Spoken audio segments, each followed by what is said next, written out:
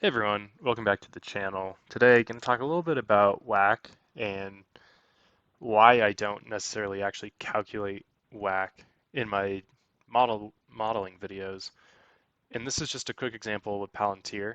You won't run into such a dramatic example if you're using Apple, something that's been public for a lot longer, then it's much more stable. But when you're looking at these high growth companies that have recently IPO'd, you can get very different WACCs just from changing the beta you use, whether you're using a daily, a weekly, or a monthly. So I'm going to walk through this real quick for you guys, just to kind of explain everything that's going on. And, I honestly, with Palantir, weekly is probably the best bet you could use, but I'll walk through these three scenarios and kind of explain how we get from a 6% cost of capital to a 79% cost of capital. So first, if you're not familiar with WACC, you could follow the formula here, but basically it's just the proportion of equity as the total cap structure times its cost, and then debt times its cost, and then there's a little bit of a tax shield from the corporate tax rate. So market value of equity, that's the market cap. We could head on over, if we head on over and typed in stock ticker, this might have changed slightly in the last, right? This is 41.232. When I did this, it was 40.8, so their stock's gone up a little bit today. Market value of debt, this is going to come from their SEC filings. So you would head on over to sec.gov, more search options, PLTR, and then pull up their most recent 10K. And in theirs, it's all the way at the end. Hopefully I can find it quickly.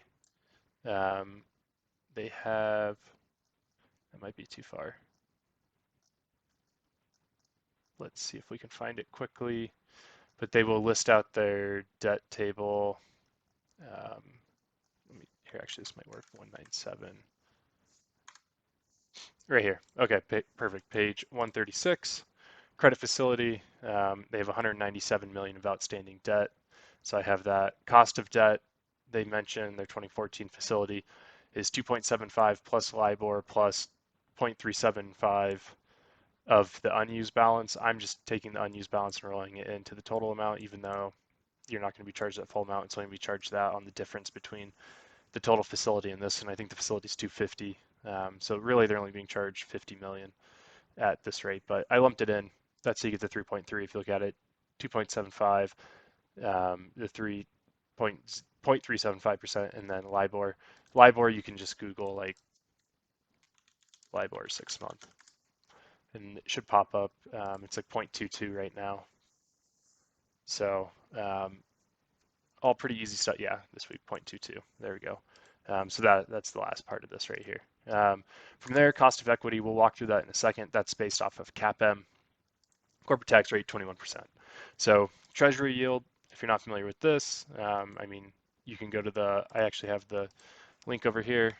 You can head on over, actually, let me copy it this way so I can paste it into the browser.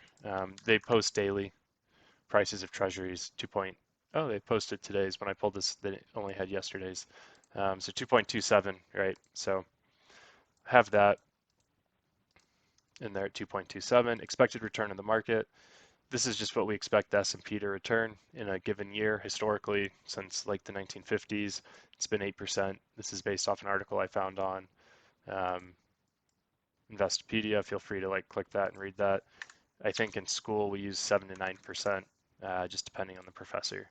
And then beta. This is the fun part. We'll calculate all three of these, and you can see how these betas go from 0.6 to 2 to 13. And if we look at the daily beta, right, so 0.6, and to get this data, so you need daily closing price of Palantir and then SPY. To get this, you can get this on Yahoo Finance. You'll go to the company or the ETF. You'll hit historical data. You'll select your date range. I selected max because they've only been public for whatever that is now, 7, 8 months. Historical prices, and then they have 3 frequencies. Hit apply, hit download, an Excel file will open. You'll paste in the closing price. Repeat the same process with SPY, which will be your proxy for S&P 500. So you would just do SPY, and then historical data. You'd select the same time frame, and then same thing. You could do something like VTSAX probably if you want to do like the total stock market as opposed to just the S&P. Right, you could do the same thing just to close. But When doing this, calculating a daily beta, you get a daily beta of zero point 0.6. You also get a really low R squared of 0.0087. Um, and I mean, I calculated it two ways, right? The first one is calculate the variance of SPY and then the covariance of Palantir to SPY, and then divide the covariance or divide the variance of SPY into the covariance of the two, get you 0.63. The other thing you can do is you can graph on the y-axis, you would put the returns of Palantir, on the x-axis, you'd put S&P, and that would give you this. You'd add in your line of best fit, throw up your equation, your slope 0.6258. So that's the beta on a daily basis. So it's a very low beta, and the reason being is they just have a couple of days in here where there's just like really big swings in the stock price. And when you look at it over, all this data, the few days of just like really large swings get drowned out by all the days where it does nothing. So you don't see anything crazy here. And it makes it look like, it doesn't move that much in comparison to the S&P when you're looking at a daily basis, but in reality, the stock's gone from, it's doubled. S&P's gone up 33%. There's no way that like this is like a fair representation of the risk of um, how Palantir reacts to the market. And I guess, you know what I mean? This is looking at like average per day, right? Like, so yeah, maybe that's right, but there are these massive swings that occur, and those large days aren't frequent enough in here, and they get kind of factored out of the beta. If we look at the weekly, right, a lot less data points because they've only been public for how many weeks is this? 30 weeks, but you get a beta of 2, which is probably much more in line of kind of being a little bit more accurate, right? Like you still now when those large swings happen, they get caught in a week. Some of them happen in multiple weeks.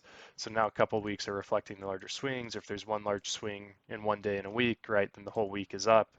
So this is probably a better representation. And then, it shows, some weeks are up, some weeks are down, but there's a smaller denominator. So, you know what I mean? You're getting a more accurate beta, I would argue.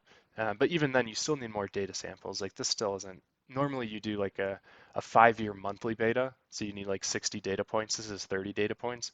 So in like 30 more weeks, sure, you could do this and try to get a good idea. And like you could alter your daily, right? You could take this and just do the last 60 days. Sure, like you could do that. Um, and it would change it, but it's just something to think about as you work through this. And monthly, obviously, right? Been public for 7 months. Not a lot of data here, and it's just like every month is all over the place. Up 170%, down 13, up 50, down 30, and then just some normal down weeks. Right, but this gives you a beta of 13, which once again is just crazy. Um, they're not going to, you know what I mean? It's not reflective of what's actually happening in the company. And once again, it goes back to just not having enough data. Um, but I guess what I'm trying to say here is I get a lot of questions on my videos saying like, how do you come up with your WACC? Like, how are you choosing what rate to use to discount the company? And as an investor, the WACC you should choose is the risk you need on that investment to feel comfortable investing in it. If you made projections and it's reflecting high growth in a company, that's pretty risky stuff. Everything has to go right and perfect, like Tesla, like Palantir, like Netflix, right? We've seen in Netflix they missed subscription growth and they're down 10% in the last day, right? These are very high risk companies. So the WACC should, appropriately reflect that and be probably high to or like low to mid teens.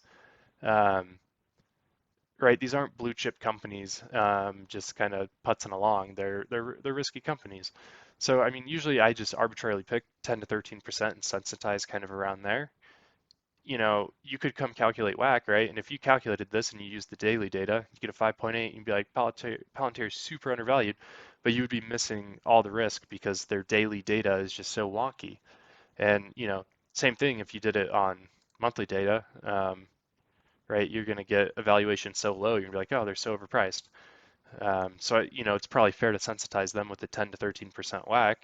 And as we get more data, right, we can calculate kind of a better picture and, their stock won't have as much of these crazy movements and things will kind of normalize out where it's not just like one day determines the stock price really for the next month. But just thought I'd go over this because it's an interesting kind of concept to look at. And in academics, they talk about beta all the time, but in reality, just is what it is. It's a financial calculation, assuming all sorts of crazy things, right? Like CAPM, right? You're making assumptions on risk-free, like a treasury yield isn't really risk-free. You're assuming there's no alpha, right? If there's alpha and you go from a single factor model to a double factor model, which is a whole nother topic, there's arguments that there could be alpha in a stock, right? Like seeking alpha, that's like the name of the website, right? Like looking for the additional premium that's not priced in. That goes into CAPM if you do a two-factor model. So just things to think about is like an academic perspective of WACC is one thing, but understanding how risky a company is, I think, is more an art than a science. But anyways, I just thought it was interesting to show this crazy example where you can calculate WACC three different ways and get three different things. So yeah, I hope you found it insightful or interesting or something, but leave some comments, questions below.